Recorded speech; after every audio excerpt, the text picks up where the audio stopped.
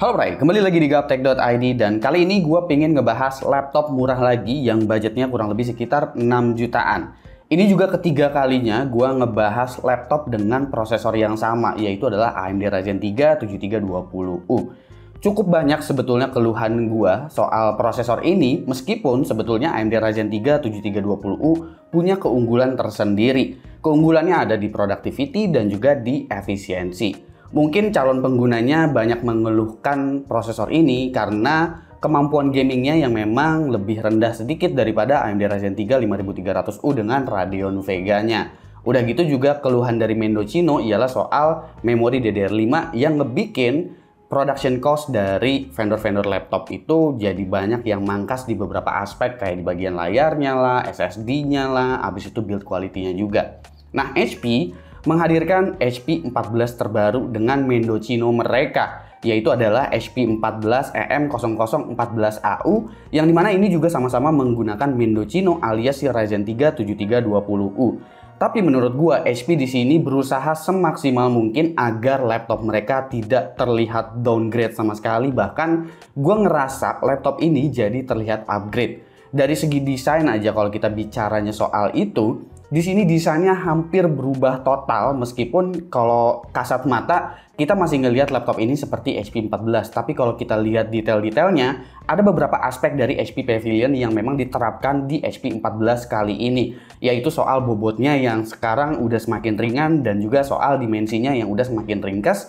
Dimensinya ada di angka 32,4 x 22,5 x 1,79 cm dengan berat 1,36 kg sampai dengan 1,4 kg aja apabila kalian menggunakan power adapter. Lalu soal desainnya juga yang memang sekarang secara build quality itu jadi jauh-jauh lebih solid daripada versi sebelumnya.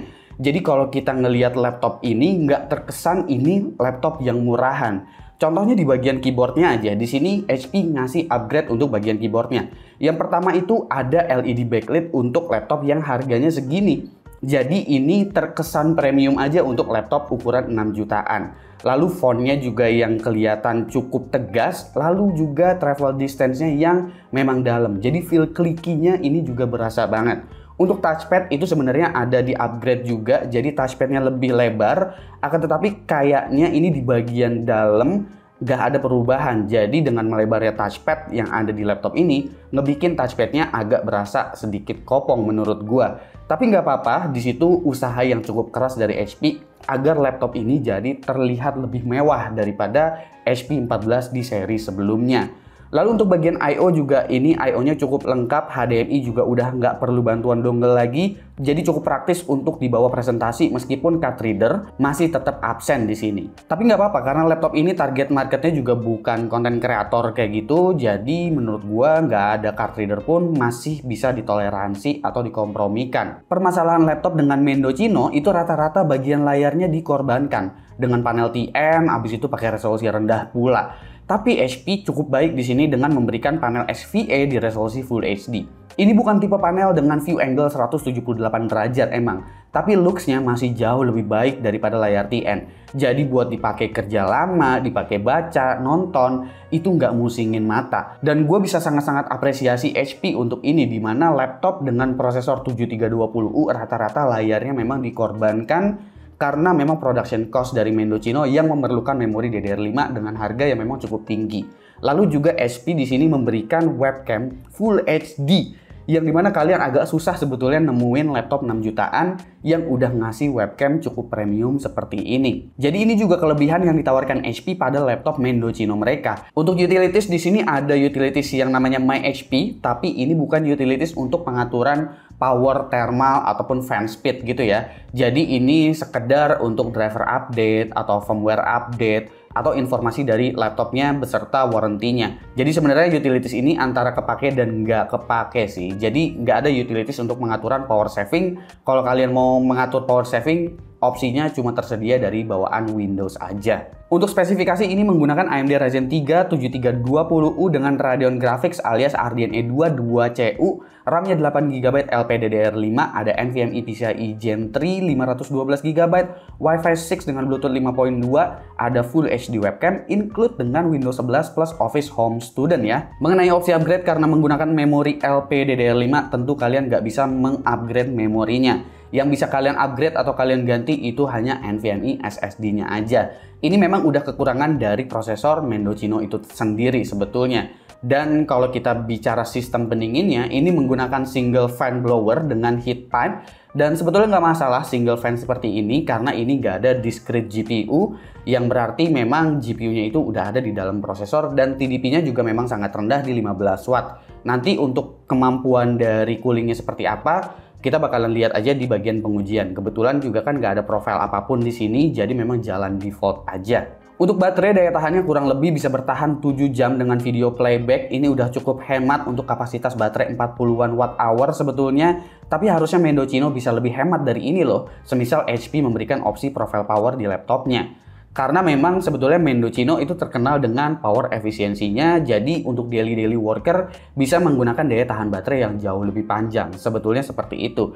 Sayangnya memang beberapa vendor harus mengesampingkan hal-hal seperti ini, mungkin ya karena production cost-nya tadi memang yang terlalu tinggi untuk si Mendocino ini. Oke, sekarang kita lihat aja untuk performance-nya dari HP 14 yang satu ini, apakah mengecewakan atau enggak, atau justru ini malah menjadi laptop dengan prosesor AMD Ryzen 3 7320U yang terbaik sejauh ini. Kita lihat aja performance-nya seperti apa. Oke, seperti biasa kita akan mulai dari Cinebench R23 terlebih dahulu untuk ngecek konsistensi performance-nya, terutama untuk di multicore-nya ini ya. Nah, di sini untuk multicore-nya dapat di angka 4000-an gitu, dan di sini HP udah bisa ngetuning performance-nya cukup konsisten untuk AMD Ryzen 3 7320U-nya. Sehingga mendapatkan skor kurang lebih sekitar 4100 sampai dengan 4300. Nggak pernah nyentuh di bawah 4000 untuk performance laptop yang satu ini. Jadi performance-nya udah cukup baik. Kalau kita lihat CPU package powernya, memang di sini HP ngetuningnya itu kurang lebih memang dia benar-benar flat di 15 watt ya. Dia sempat ngeboosting sampai di 17 watt lebih, bahkan sampai 18 watt. Efeknya di sini CPU temperaturnya berjalan sangat-sangat baik. Gue lebih setuju tuning seperti ini sehingga CPU-nya juga jadi nggak terlalu overheat dan nggak ngebikin orang awam atau penggunanya, khususnya yang nggak terbiasa dengan suhu tinggi itu, jadi merasa aman-aman aja, terutama kalau CPU-nya lagi continuous load seperti ini. Suhu maksimum ada di angka 74 derajat aja, sementara kalau idle itu ada di 50-an kecil, sekitar 50 sampai dengan 52 derajat Celcius. 3D Mark Firestrike graphics score ada di angka 1673, ini bukan angka yang besar tentunya karena jagoan dari RDNA 22CPU ini memang bukan di sektor gaming. Jadi sebetulnya memang lebih di productivity. Misalnya seperti penggunaan OBS gitu untuk record ataupun stream, laptop ini udah bisa encoding dengan sangat-sangat lancar pada resolusi 1080p di angka bitrate 10 Mbps. Jadi memang bisa dibilang kemampuan encodernya udah termasuk bagus. Kalau kalian melakukan editing video, playbacknya memang udah sangat-sangat lancar dengan RDNA 22CPU ini. Akan tetapi jika kalian melakukan exporting lewat Adobe, ini ekspornya masih membutuhkan waktu yang cukup lama. Tapi yang perlu kalian ketahui adalah laptop ini memang fokusnya bukan mengarah untuk content creation ya. Jadi memang lebih tepat untuk kebutuhan multitasking, buat kebutuhan kerja-kerja aja. Dipakai main game kayak Valorant itu kalian masih bisa kok mendapatkan 100 atau 90-an FPS gitu. Ini bukan angka FPS yang kompetitif memang untuk game seperti Valorant atau CSGO. Tapi ya udah cukup oke lah. Atau seperti Dota misalnya, kalian udah bisa dapetin rata-rata di 60 FPS juga. Lalu untuk GTA 5 juga kalian bisa mendapatkan rata-rata 30 FPS di sini. Sebetulnya nggak selalu 30 FPS sih, bisa lebih dari 30 FPS. Jadi ya memang bisa dibilang untuk main game sebetulnya agak-agak ngepas di zaman sekarang ya. Nah, kemampuan SSD-nya ini sayangnya masih menggunakan NVMe PCIe Gen 3 yang kali 2 bukan yang kali 4. Jadi kecepatannya itu ada di kisaran 1,7 GB per second aja. Cukup standar bisa dibilang untuk kecepatan NVMe SSD ini. Jadi kalau kalian mau lebih cepat lagi, kalian bisa upgrade ke NVMe PCIe Gen 4 karena slotnya ini udah NVMe PCIe Gen 4. Oke, kita masuk ke bagian harga dan juga kesimpulan untuk HP 14 EM0014AU. Untuk harga di marketplace, gue cek ini laptop ada di angka 6,7 sampai dengan 6,8an juta.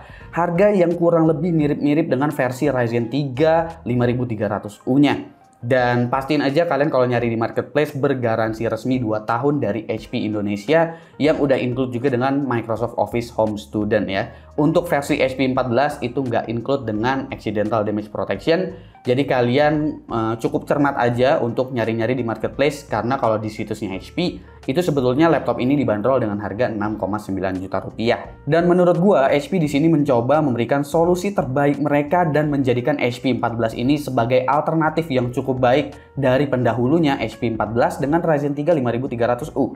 Kelebihan-kelebihannya jelas terasa di area build quality, dibekali layar yang lebih nyentrik, serta webcam Full HD yang jarang ditemuin di level harganya, dan tentu LED backlit di keyboard. Urusan performa, Mendocino sebetulnya emang CPU yang ideal untuk daily worker ketimbang 5300U. Karena iGPU Ardian E2-nya emang lebih baik dalam hal produktivitas dan efisiensi. HP juga cukup beres memberikan sistem pendingin di laptop ini. Tapi kekurangan menggunakan konfigurasi seperti ini tentu ada di bagian opsi upgrade. Kalau kalian beli versi Ryzen 3 5300U, kalian bisa mengupgrade memorinya dan harga kit memori DDR4 itu memang udah sangat-sangat murah di zaman sekarang. Kalian bisa upgrade sampai 32GB di laptop tersebut, tapi di laptop ini kalian terbatas di 8GB LPDDR5 aja. Dan tentunya kalau kalian ngambil versi Ryzen 3 5300U, kemampuan gamingnya akan lebih baik daripada laptop yang satu ini. Tapi kalau kalian kebutuhannya itu lebih banyak di produktivitas atau kebutuhannya untuk office sehari-hari, gue akan lebih pilih versi Mendocino-nya sejujurnya.